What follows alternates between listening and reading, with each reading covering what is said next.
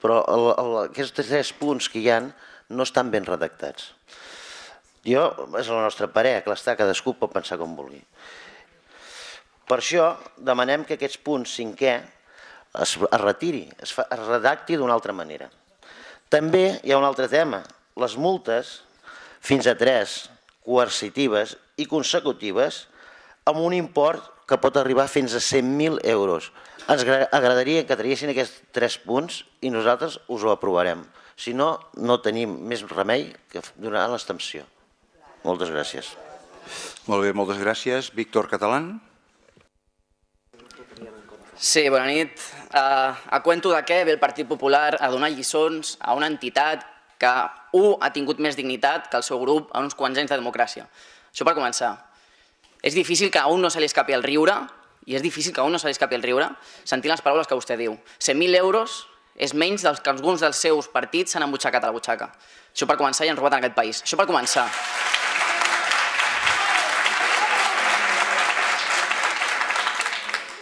Els 8 punts que avui s'aproven en aquest Ajuntament és un contracte irrenunciable. Cadascun d'ells. Per un motiu molt senzill. En aquest Ajuntament és la 5a vegada que el nostre grup signa i porta una moció sobre el tema de desnonament i habitatge. I més d'una s'ha rebutjat en aquest ple, per desgràcia. Abans de dir res que m'escalfi, com ha fet la Lourdes, primer, aquesta moció no la presentem per un motiu senzill, i és que aquest Ajuntament encara és d'aquells que les entitats no poden presentar directament en el ple una moció, pel qual ja vam demanar la reforma del ROM, seguim demanant-la, i avui, per desgràcia, mentre en altres ajuntaments la PA ha pogut defensar en pròpia veu la seva moció, avui, per desgràcia, amb molt d'orgull i molt d'honor, però per desgràcia ho hem de defensar i portar la nostra veu, però en el seu nom. Això per començar, també. Quedi dit que en aquest Ajuntament s'han portat mocions per declarar Blanes ciutat lliure de desnonaments. La primera moció la vam portar el 2011, ja per sumar-nos a la ILP de la PA en contra dels desnonaments, que el PP va acabar maquillant amb una llei antidesnonaments, que li deien ells, en la qual, per exemple, amb dades que l'altre dia estàvem recollint, per exemple, l'any passat, de les 300 sol·licituds que de l'abril al juny van haver-hi de les famílies a l'administració per fer dació en pagament, de les 300, només 8 complien els requisits del PP.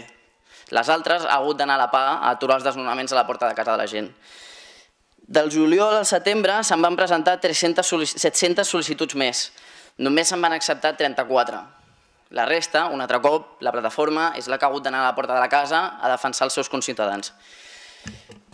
Per tot això, les mesures que s'han estat prenent fins ara, més que ineficaces, han semblat ridícules, per no dir que fins ara hem tingut una majoria en el Congrés espanyol més preocupat en defensar els interessos de la banca, les grans empreses o dels corruptes, que no pas els interessos de la ciutadania. Si no, no s'explica que una proposta legislativa popular portada per més d'1,5 milions de persones en el ple, la iniciativa legislativa popular amb més suport en aquest país en tota la història de la democràcia, us la vau cepillar, per dir-ho suaument, i ho ha acabat convertint en una broma.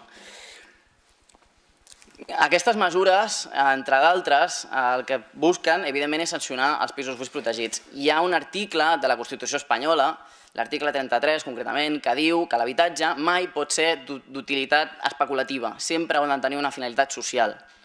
Sota aquest principi, l'any 2007 es fa una llei catalana pel dret a l'habitatge que recull, entre altres coses, per exemple, a part de preservar i ficar instruments per preservar aquest dret, per exemple, contemplava que si un habitatge estava buit, se li donava un període de 2 anys a la propietat, sigui qui sigui, perquè en 2 anys havia de posar aquell pis en lloguer. Com a mínim, en aquells 2 anys havia d'haver-lo posat en lloguer. I si no l'havia posat en lloguer, és a dir, no li estava donant un ús social, automàticament l'administració li agafava el dret d'ús i la posava ella en lloguer, si la propietat no era capaç de fer-ho. Evidentment, aquesta normativa, per la qual se'ns va, per exemple, a molts d'encerts i molts d'errors, però com a mínim sí que tinc l'orgull de formar part del grup que la va redactar aquesta llei. Per fer aquesta llei se'ns va dir bolxeviques, rojos, soviètics, comunistes, hipiflautes, perroflautes i no sé quantes coses més. Doncs gràcies a aquesta petita llei catalana pel dret a l'habitatge, avui podem aprovar una moció que permet sancionar la banca.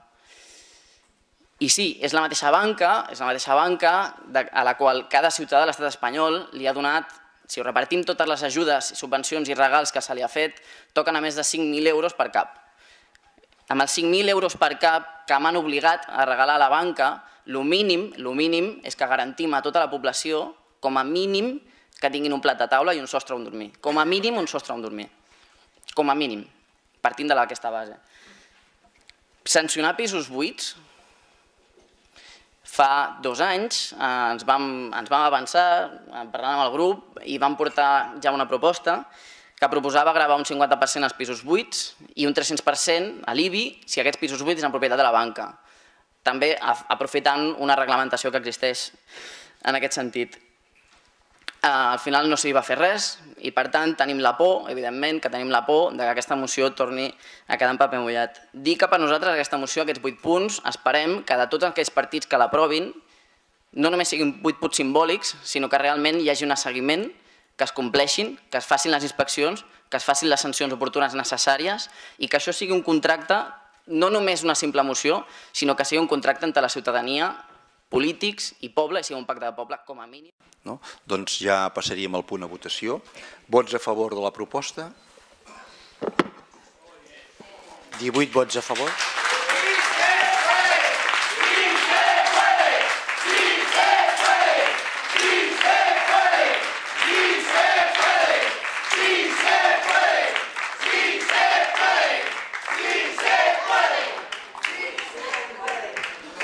Bé, encara no hem acabat la votació. Un segon.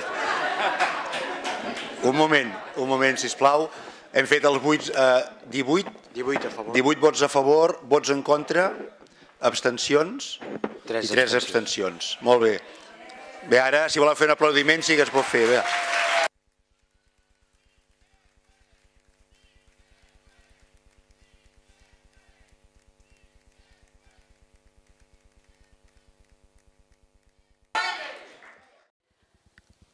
El senyor del paper, que s'han abstingut de votar això, aquesta moció que han presentat, nosaltres ens la prenem com que més que una abstenció és una negació. O sigui, no heu dit, us heu abstingut perquè no heu pogut dir no directament. Aquest partit, el Partit Popular, us estimeu més crear misèria i després donar caritat en comptes de col·laborar amb la dignitat de la persona i donar oportunitats per tenir un sostre. Amb aquesta moció que han presentat creiem que és molt completa i també volia afegir, per això potser que els senyors del PP segueixen o diuen que s'abstenen dels punts 4, 5è i 6è, no eren? Que casualment parlen de multes amb les entitats bancàries. Sí, no, si s'ho miren, segur que si s'ho miren bé, segur que ho sabran. També hem de parlar d'aquesta moció que al començament, si se la miren bé, i a més com a moviment, com a PA, si saben de què va la història, nosaltres sempre hem parlat de pisos d'entitats bancàries, mai hem parlat de particulars. És a dir, això de multar i tal i qual, això no farà a qualsevol persona, això és d'entitats bancàries, que ara mateix és la major immobiliària que tenim.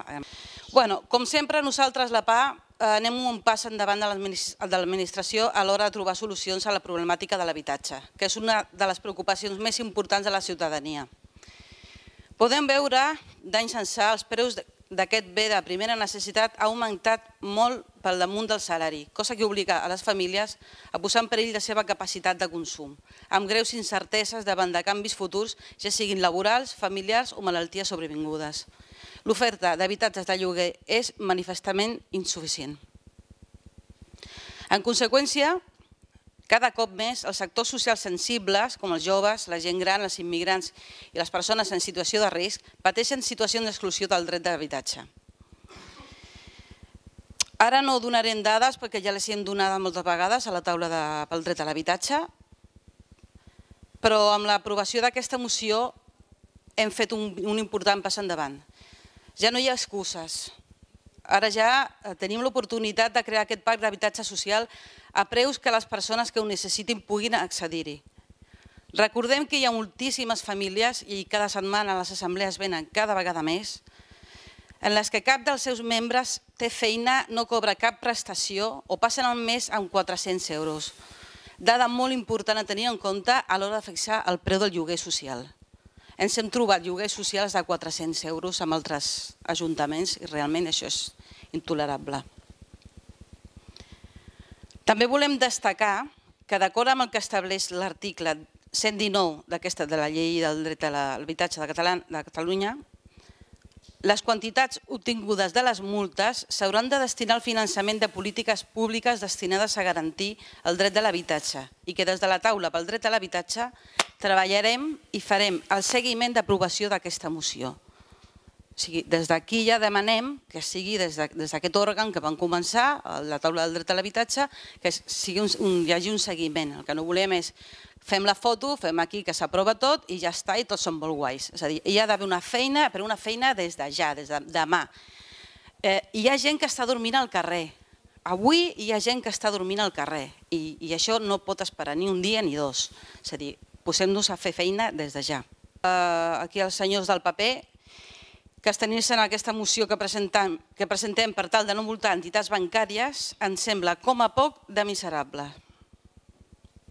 Gràcies a tots. Molt bé.